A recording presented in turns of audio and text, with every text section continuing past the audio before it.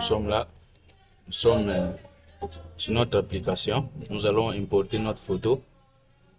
La photo, elle est où? Elle est là. Nous allons importer notre photo.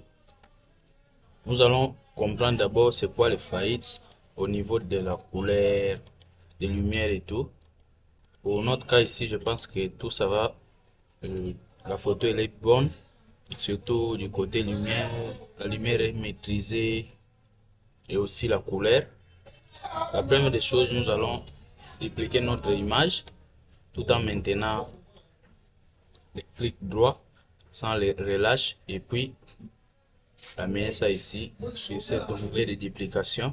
Nous allons redupliquer encore l'image et puis ce qui nous intéresse ici, c'est d'abord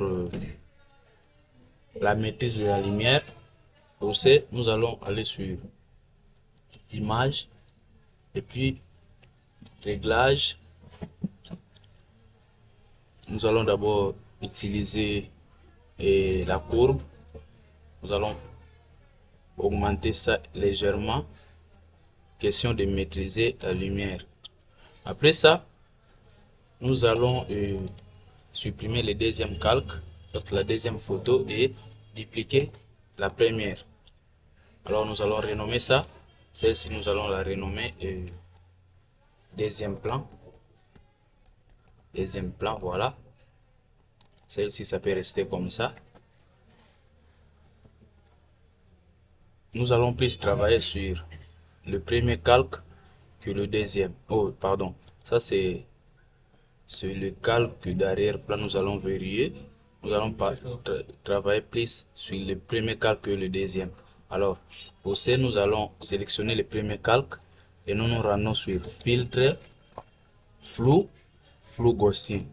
Nous appliquons un flou gaussien d'au moins 3,0 pixels. Allons aller sur OK. Après ça, nous nous rendons sur image, appliquer une image. Sur fusion, nous allons choisir le deuxième. Pourquoi sélectionner le deuxième? Parce que nous voulons ici que notre effet ou soit nos effets soient appliqués sur notre deuxième modèle. Vous comprenez un peu? Donc, nous voulons que nos effets soient appliqués sur notre deuxième, notre effet soit appliqué sur le deuxième modèle. Alors, pour ça, nous avons voulu choisir, sélectionner le deuxième ici. Et puis, la couleur, la couche, nous allons laisser ça en RVB. Et la RVB, c'est quoi le RVB? La RVB, c'est rouge, vert, blanc. Ce qui signifie, nous devons garder toutes les couleurs intactes. Donc, sans pouvoir supprimer aucune. Nous allons sur opération, nous allons mettre ça sur soustraction. Ne vous inquiétez pas. Ici, là, nous sommes dans la bonne voie. Donc, l'opération, c'est sur soustraction. Opacité à 100. Nous laissons ça comme ça. L'échelle à 2. Pourquoi 2? Parce que ce sont des dimensions universelles en fait. Décalage à 128. Et hop, faisons OK. Ici, là, nous appliquons quelques effets. Alors, après ça, nous allons sur les modes de fusion. Mode de fusion, nous allons sélectionner lumière linéaire. Donc tout ça consiste à retoucher la peau. Nous allons sélectionner la lumière linéaire. Après la lumière linéaire, nous retournons sur filtre. Et puis filtre, nous allons aller sur flou gaussien encore. Et le décalage vers la gauche, nous laissons moins à 1.7. Nous faisons OK. Alors, par ici, nous allons ajouter un masque de fusion. Pourquoi un masque de fusion? Nous voulons conserver le deuxième calque pour que nous puissions appliquer nos effets sur le premier calque. Je ne sais pas si je me fais comprendre. Donc nous sommes à ce niveau ici et nous allons inverser notre calque. Inverser, nous allons faire CTRL I. Si pas CTRL I, nous allons aller sur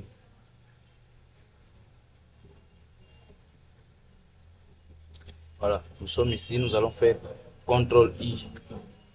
Donc ici, faisons CTRL I pour inverser notre calque.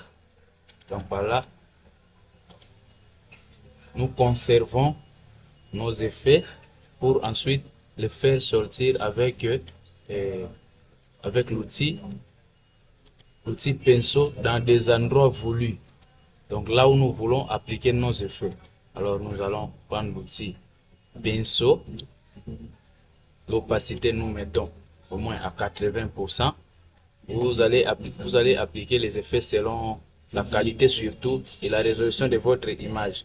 Mais dans mon cas ici, le flux à 39 ou soit je peux mettre ça à 40 et le lissage à 40%. Voilà, nous sommes à ce niveau, nous commençons à peindre. Voilà, l'effet s'applique déjà peu à peu. Nous commençons à peindre dans les zones voulues.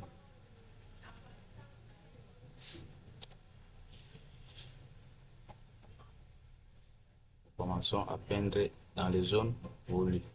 Nous allons peindre sur les zones voulues. Voilà, comme notre modèle est court, donc ça ne nécessite pas vraiment beaucoup de travail. Nous nous limitons à ce niveau-là. D'ici là, nous sommes avant, après. C'est légèrement compréhensible parce que nous ne voulons pas vraiment l'appliquer en excès en fait. Et vous avez dit, il faut néanmoins laisser la photo de votre modèle un peu naturelle quoi. Donc voilà. Après ça, nous allons sélectionner les décalques, puis faire CTRL E pour associer. Alors ici là, nous sommes dans le bon. Nous allons maintenant passer à l'étape de suppression d'imperfections. Dans notre cas ici, il n'y a vraiment pas d'imperfection, mais sinon si vous avez un modèle qui contient vraiment des imperfections, soit si nous n'utilisons pas l'outil correcteur localisé, nous pouvons utiliser l'outil pièce. Comment ça fonctionne? Il suffit juste d'encercler la zone à supprimer et puis vous déplacer là où il n'y a pas d'imperfection, comme ici par exemple. Hop, voilà. Nous venons ici, copier, on sélectionne et on déplace. Vu que notre modèle n'a pas vraiment d'imperfection, nous allons passer cette étape. Après l'étape de suppression des imperfections, nous allons passer à l'étape de la retouche proprement dite, soit de la séparation des fréquences. Nous avons mis à votre disposition une action qui va nous aider à faire toutes ces opérations-là au lieu de prendre beaucoup de temps. Alors, nous avons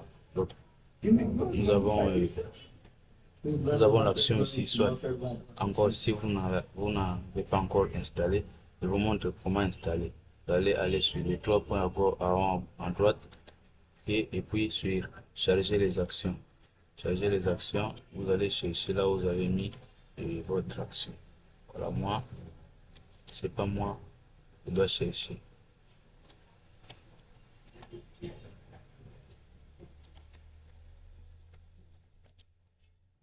Voilà, elle est là. J'importe et tout est dedans. Nous avons la séparation des fréquences en 16 bits. Nous avons les dents blanches.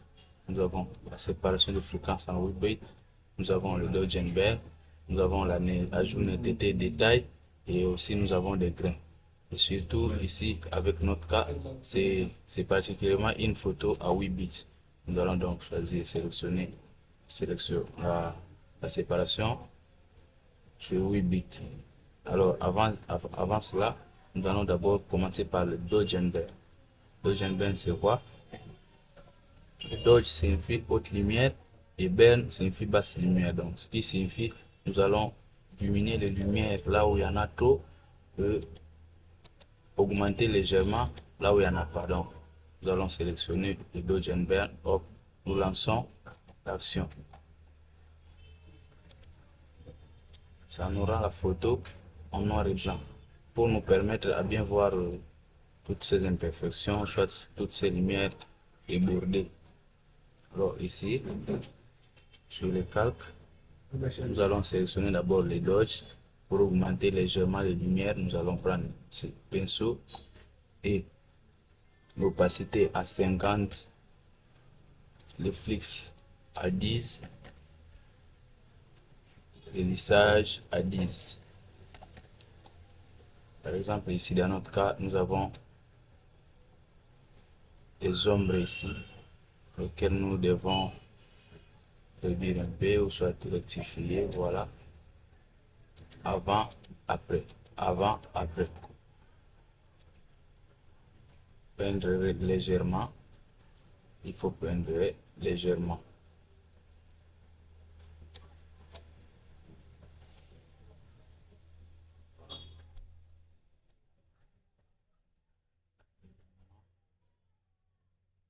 Dans des zones qui ont beaucoup d'ombre.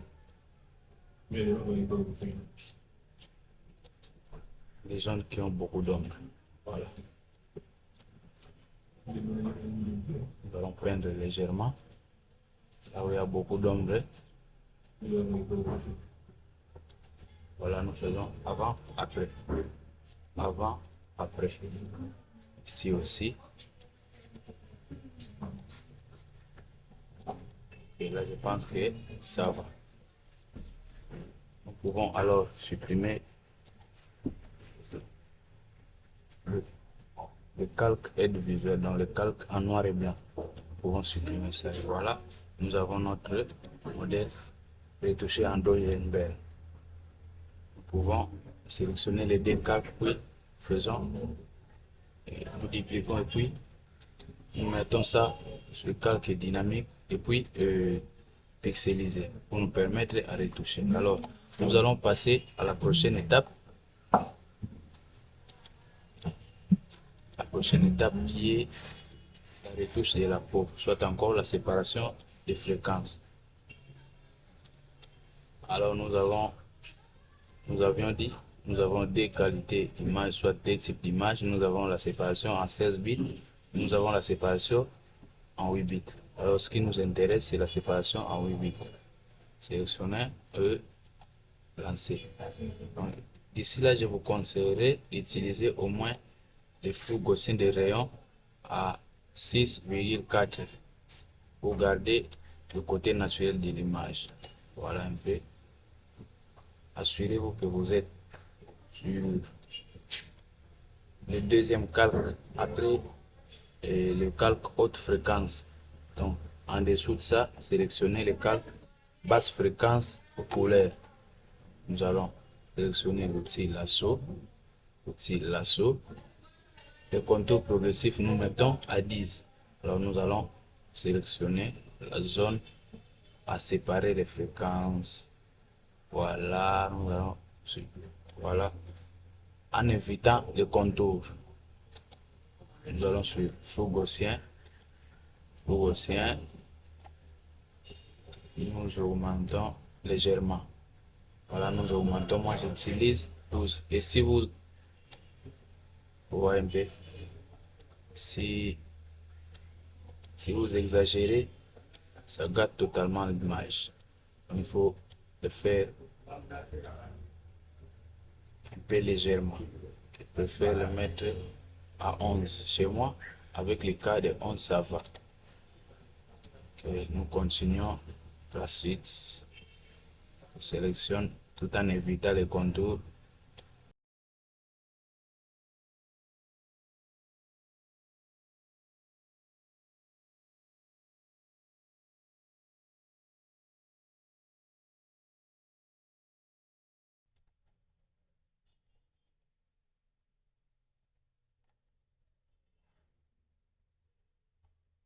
Je pense que jusqu'à ce niveau-là, nous allons Ici, nous avons avant et après. Avant, voilà, avant, après. Avant, après, avant, après. Sans perdre de détails. Nous allons sélectionner les dés, puis dupliquer et puis convertir en objet dynamique, supprimer les autres ici parce que ça ne sert vraiment à rien. Avant, après, ici là, nous sommes à ce niveau là. Avant, après, avant, après. Voilà. Nous allons utiliser les calques pour que ça nous permette à travailler là-dessus. Nous pouvons dupliquer. La prochaine étape est d'accentuer un peu les détails, de rendre encore notre modèle plus belle. Voilà. Pour ce, nous allons aller sur. Nous allons créer un calque de remplissage de couleur rouge. Couleur rouge, voilà. L'opacité, nous allons mettre ça sur couleur. Et ensuite, nous allons inverser notre masque de fusion. Nous inversons notre masque de fusion pour appliquer les effets que sur des endroits voulus. On sélectionne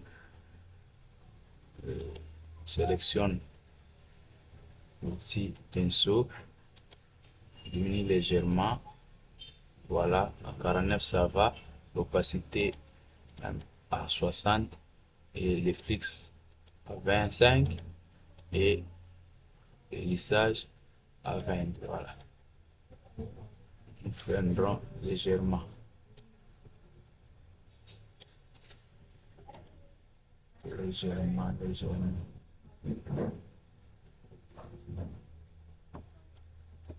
Ensuite, nous allons diminuer un peu l'opacité. Alors, diminuer un peu l'opacité. Voilà. Nous allons sélectionner les dés, puis relier. Clic droit, puis convertir en objet dynamique. Nous allons pixeliser les calques. Donc, ici, là, nous sommes à ce niveau. Nous allons voir avant, après. Alors, l'avant-dernière étape consistera à retoucher la forme ou soit les côtés colorimétriques. Et voilà ici, il y a aussi un autre détail. Nous voyons les yeux pardon, sont un peu rouges. Comme ça, nous allons essayer un peu de naturaliser. Filtre. Dessus, Pulling Fighter, entre parenthèses 90. Nous allons augmenter légèrement, puis inverser les calques. Nous allons inverser les calques. CTRL I pour inverser les calques. Nous allons peindre sur les yeux. Voilà. Nous allons peindre sur les yeux.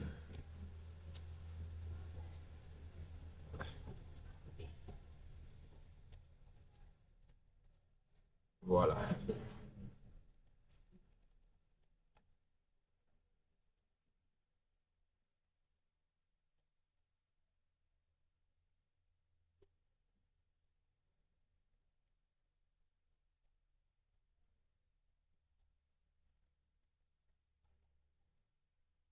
Sélectionner les dés, convertir en objet dynamique, puis pixeliser. Ici, là, nous sommes à ce niveau. Nous passons à la dernière étape, la retouche colorimétrique. Nous allons le rendre de caméra raw.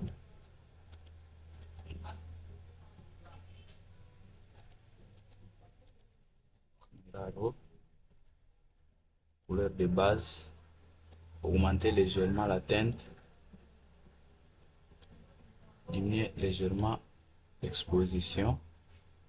Les contrastes, nous allons laisser. Les contrastes, bon, nous allons laisser moins 10. Les tons clairs, bon, 19. Les blancs, augmenter légèrement. La vibrance non, la courbe non, parce que nous l'avons déjà retouché avant. Bon, c'était ça. Hop, ok.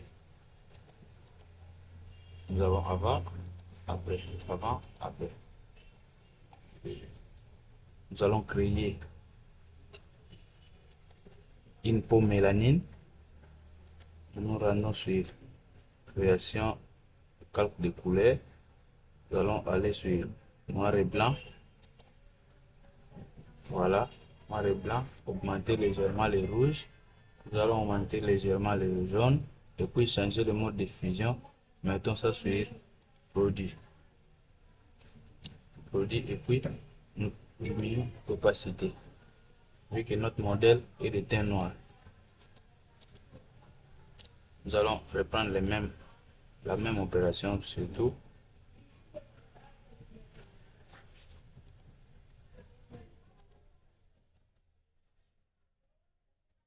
Puis, noir et blanc. Cette fois-ci, nous allons diminuer un peu, décaler un peu vers la gauche, augmenter un peu, oui.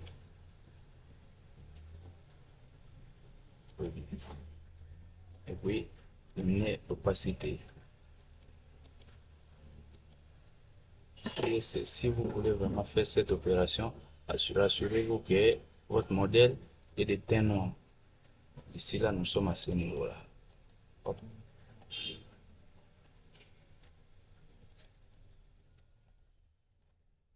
sommes arrivés à la fin. Merci d'être là. Surtout, n'oubliez pas de vous abonner et nous laisser un gros pouce bleu pour les prochaines vidéos. Merci beaucoup.